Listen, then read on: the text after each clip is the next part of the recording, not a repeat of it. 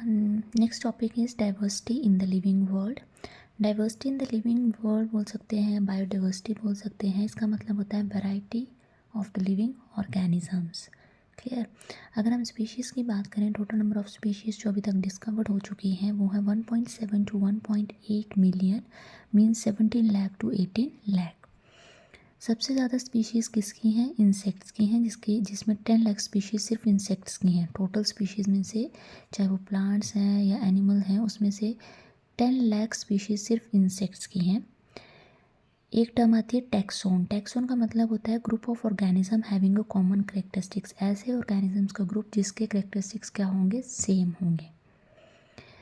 Basis of systematic study. अगर हम systematic study के बेस की बात करें तो वो क्या है? First is characterisation, second is the identification,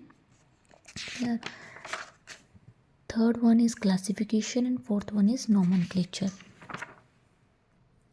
first one is characterisation, मतलब किसी भी ऑर्गेनिज्म को पहले हम उसको मॉर्फोलॉजी देखेंगे, उसके करेक्टरिस्टिक्स जो हैं वो देखेंगे। ठीक है, तो हमने पहले क्या कर दिया? करेक्टराइजेशन कर दिया कि किसी ऑर्गेनिज्म को देखा, उसके कुछ करेक्टरिस्टिक्स जो मॉर्फोलॉजिकली हमें विजिबल है, मतलब एक्सटर्नल स्ट्रक्चर उसका कैसा है, वो कैसा दिखता है, वो देख लिया। सेकंड आइडेंटिफिकेशन, फिर हम देखेंगे, फिर हम उसको क्या करेंगे? आइडेंटिफाई करेंगे कि वो किसी और ग्रुप की तरह सिमिलैरिटी शो कर रहा है, किसी और ग्रुप की तरह दिख रहा है। ठीक है, फिर हम क्या करेंगे? उसको आइडेंटिफाई करेंगे। Third one is the classification, फिर हम उस ऑर्गेनिज्म को क्या करेंगे? क्लासिफाइड करेंगे on the basis of the resemblance to the different taxa. जिसके साथ वो मैच करेगा, जिस भी टैक्सा के साथ उसके कुछ करेक्टरिस्टिक्स जो हैं, जो मैच हो रहे हैं, उसके अकॉर्डिंग उसको हम क्या करेंगे? क्लासीफाई करेंगे। Then at the last is the nomenclature. Nomenclature, फिर इस 3 करेक्टरिस्टिक देखने के बाद उसको हम क्या करेंगे? नेमिंग देंगे कि उस ऑर्गेनिज्म का नाम क्या होगा। क्लियर। नॉमेनक्लेचर में भी हम आगे डिस्कस करते हैं। फर्स्टली ये 2 टर्म्स समझ लो। First one is the taxonomy, second is the systematic. Taxonomy क्या है? Branch of science dealing with principle and procedures of, ऐसी ब्रांच है साइंस की जो डील करेगी principle and procedures of what? First one is characterization, identification, classification and then nomenclature. जो अभी मैंने आपको 4 टर्म समझाई, उसकी जो स्टडी है, जो ब्रांच ऑफ साइंस है जिसमें हम ये सब स्टडी करते हैं, उसको हम बोलते हैं taxonomy. Second one is the systematic. Systematic क्या होती है? ऐसी ब्रांच जो डील करेगी with the evolutionary relationship between the taxa. Taxa के बीच में जो एक इवोल्यूशनरी रिलेशनशिप है, जब उसको इवोल्यूशन के बारे में, मतलब उनका क्या रिलेशनशिप है, उसके बारे में हम जब स्टडी करेंगे तो वो क्या है? सिस्टमैटिक। ठीक है, बट जब हम करेक्टराइजेशन, आइडेंटिफिकेशन, क्लासिफिकेशन, नॉमेनक्लेचर के बारे में स्टडी करेंगे तो वो क्या होती है? टेक्सोनॉमी होती है। मीन्स सिस्टमैटिक स्टडी का कुछ एक बेस है, कुछ सीक्वेंस है।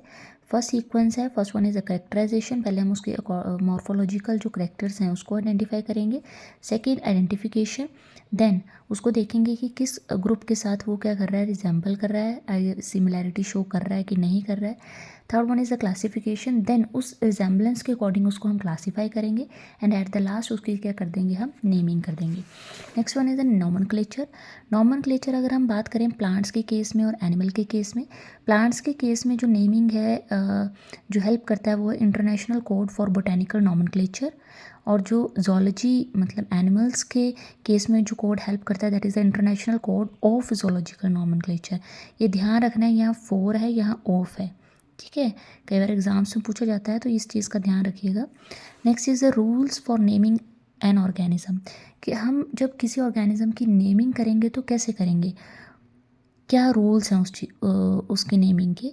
फर्स्ट वन कि जितने भी साइंटिफिक नेम्स हैं वो हम लैटिन में लिखेंगे।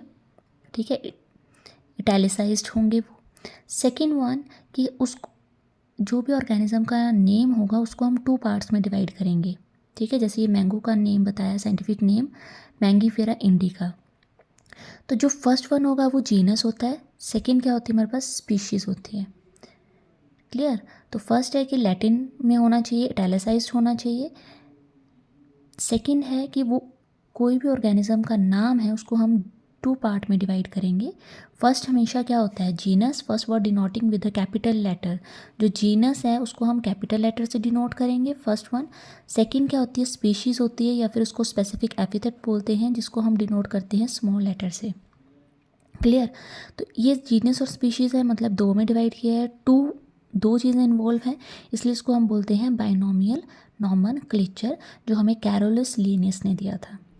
आई होप आपको इतना क्लियर हुआ होगा कि नेमिंग का क्या रूल्स हैं। ठीक है, आई होप आपको क्लियर हुआ होगा कि नेमिंग का या नॉमेनक्लेचर के क्या रूल्स हैं। ये कुछ साइंटिफिक नेम बताए हैं, जैसे मैंगो का है मैंगीफेरा इंडिका लिन। लिन मतलब जो लास्ट में जिसने ये डिस्कवर किया है, जैसे मैंगीफेरा इंडिका लिनियस ने किया तो लिन लगा दिया है। ठीक है, then musca domestica house fly, triticum aestivum wheat, homo sapiens man.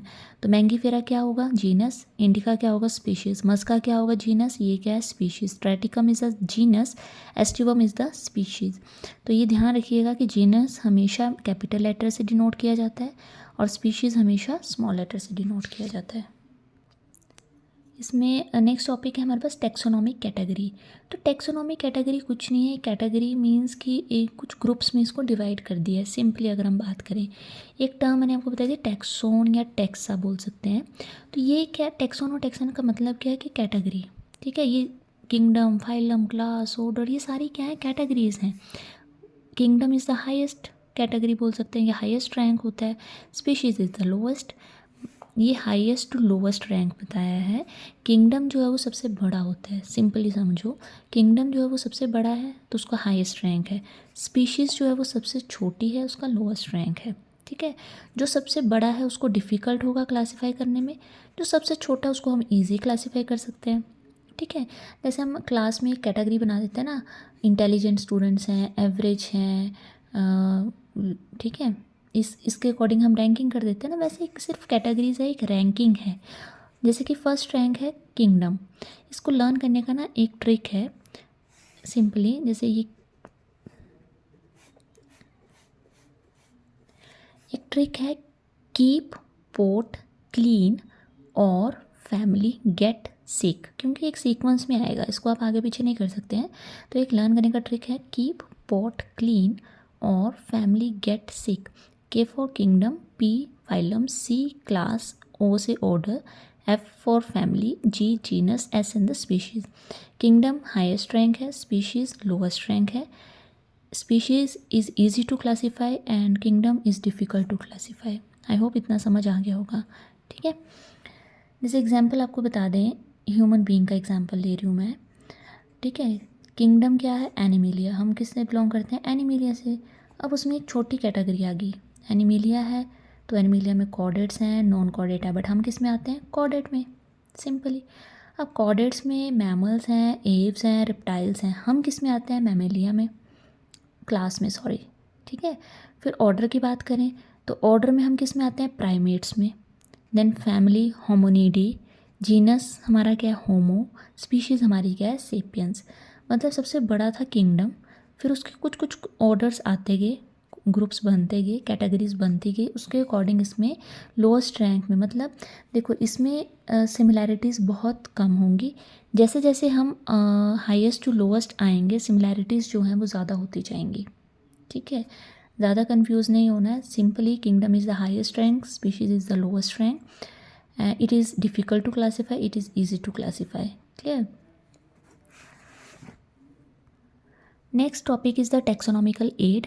Taxonomical aid में बोल सकते हैं, या next topic is the taxonomical aid. तो टेक्सोनॉमिकल एड क्या होते हैं कि ऐसी टेक्निक्स, ऐसे प्रोसीजर या ऐसी इंफॉर्मेशन जिससे हम ऑर्गेनिज्म को आइडेंटिफाई कर सकें, क्लासीफाई कर सकें।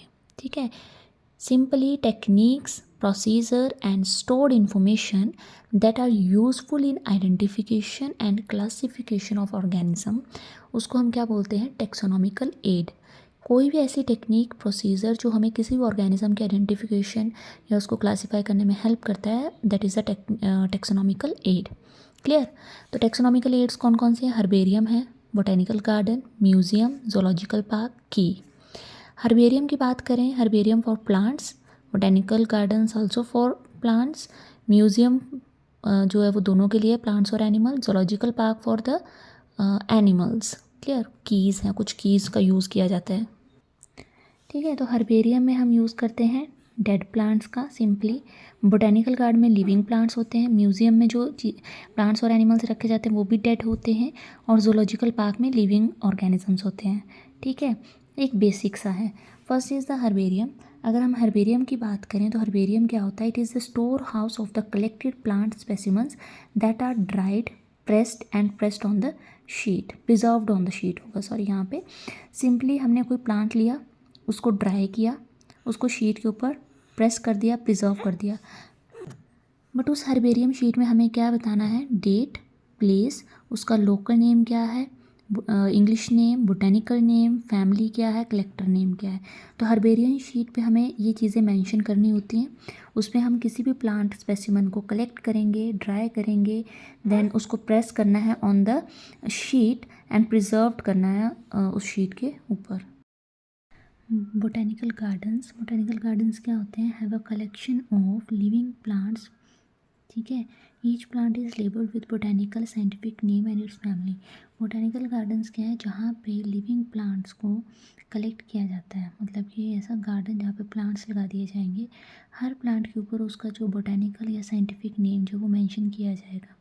फेमस बोटेनिकल गार्डन कौन से हैं? क्यू जो इंग्लैंड में है, इंडियन बोटेनिकल गार्डन कहाँ पे है? होवरा में। National botanical research institute India में कहाँ है? लखनऊ में। Clear. Next is museum. Museum में हम क्या कलेक्ट करते हैं या प्रिजर्व करते हैं? प्लांट्स और एनिमल्स दोनों को। स्पेसिमन्स जो होते हैं उनको प्रिजर्व किया जाता है कंटेनर्स में या जार्स में, उसमें एक सॉल्यूशन डाला जाता है। आपने देखे होंगे स्पेसिमन जिसमें कि सॉल्यूशन होता है, वो सॉल्यूशन कौन सा होता है? फॉर्मल्डिहाइड। ठीक है, प्लांट और एनिमल स्पेसिमन्स को प्रिजर्व करते हैं एज अ ड्राई स्पेसिमन।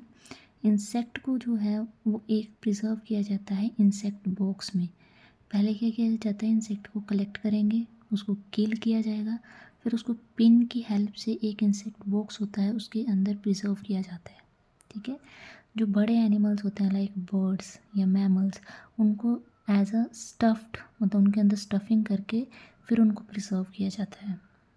तो म्यूज़ियम में क्या प्रिजर्व किए जाते हैं? प्लांट्स और एनिमल्स। प्लांट और एनिमल स्पेसिमन्स को as a dry specimen preserve किया जाता है, इंसेक्ट को इंसेक्ट बॉक्स में, और जो लार्जर एनिमल्स हैं लाइक बर्ड्स उनको एज अ स्टफ्ड जो बोल सकते हैं उसमें स्टफिंग करके फिर प्रिजर्व किया जाता है। Museum have collection of skeleton of animal stone. जो म्यूज़ियम होते हैं उसमें स्केलेटन को भी प्रिजर्व किया जाता है। जूलॉजिकल पार्क्स जो है वो ऐसे प्लेस है यहाँ पे लिविंग एनिमल्स को रखा जाता है, उनकी प्रॉपर प्रोटेक्शन की जाती है अंडर द ह्यूमन केयर।